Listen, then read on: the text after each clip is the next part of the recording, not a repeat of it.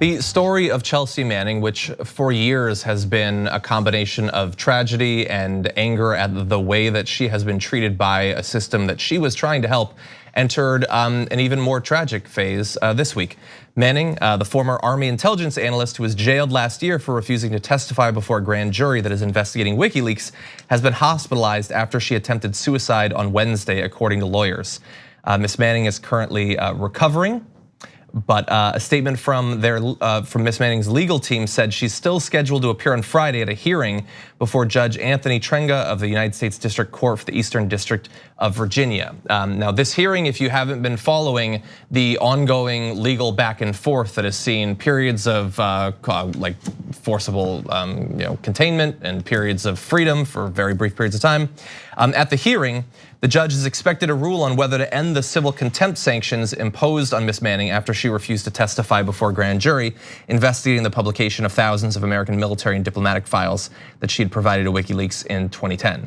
And so there have been so many periods of this sort of thing, the ongoing legal battle, and now this. It's just, if you've been following this, it's absolutely tragic. Yeah, it's easy to forget certain figures in our society if we talk about it so much when it's the beginnings of the story, and then in the next step of prison time and all the charges, all that we stuck with. After that, we forget these folks exist, and we forget that they're still dealing with the residual effect of it and the ongoing drama that's around them.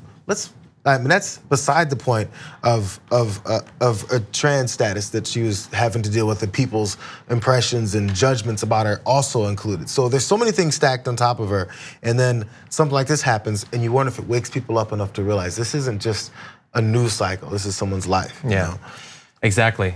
And I know that there have been a lot of people who have been worn down by the never-ending injustice of this. Like the idea that this is something that at this point the US government, the legal system should be engaged in this ongoing war. Has Chelsea Manning not suffered enough? Right. Like what will be gained by any of this? Rod Blagojevich just let her go. Blagojevich is out. Come on. Let her go. Just saying. Anyway, incredibly frustrating, and obviously our thoughts are with her.